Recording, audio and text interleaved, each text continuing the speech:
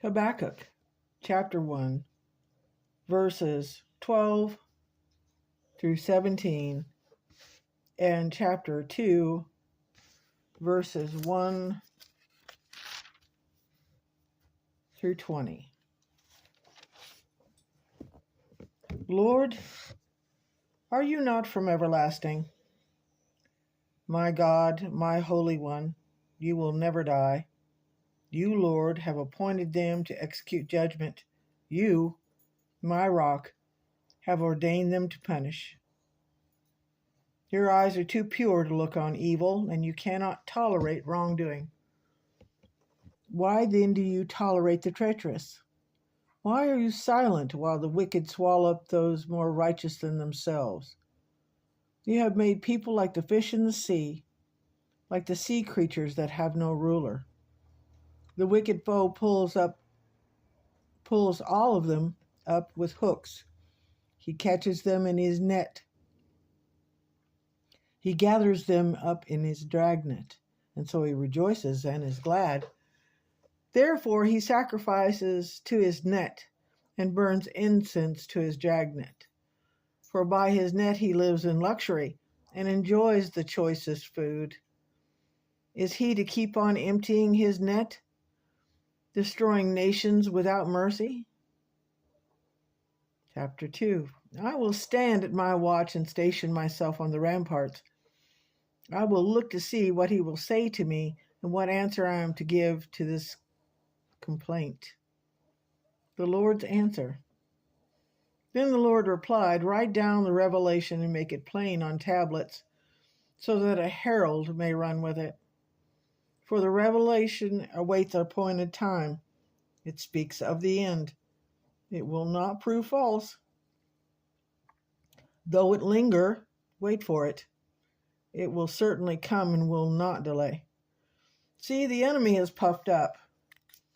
His desires are not upright, but the righteous person will live by his faithfulness.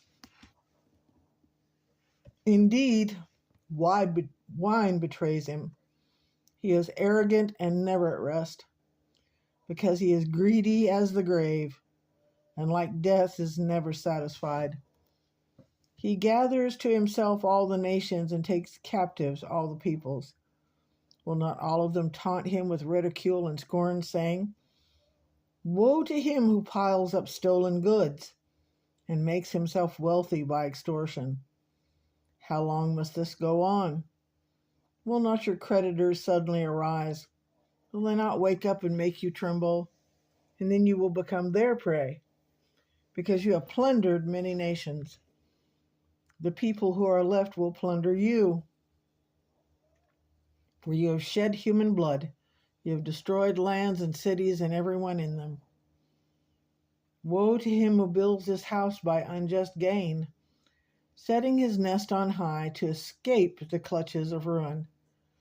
You have plotted the ruin of many peoples, shaming your house and forfeiting your life. The stones on the wall will cry out, and the beams of the woodwork will echo it. Woe to him who builds a city with bloodshed and establishes a town with injustice. Has not the Lord Almighty determined that the people's labor is only fuel for the fire, that nations exhaust themselves for nothing? For the earth will be filled with the knowledge of the glory of God as the water covers the sea. Woe to him who drinks to his neighbors, pouring it from the wineskin till they are drunk, so that he can gaze upon their naked bodies. You will be filled with shame instead of glory. Now it is your turn. Drink and let your nakedness be exposed. The cup of the Lord's right hand is coming around to you, and disgrace will cover your glory. The violence you have done to Lebanon will overwhelm you, and your destruction of animals will terrify you. For you have shed human blood, and you have destroyed lands and cities and everyone in them.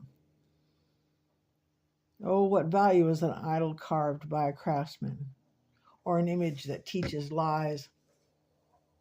For the one who makes it trusts in his own creation.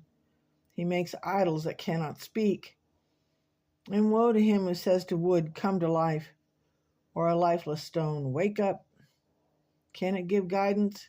It is covered with gold and silver, though there is no breath in it. The Lord is in his holy temple. Let all the earth be silent before him.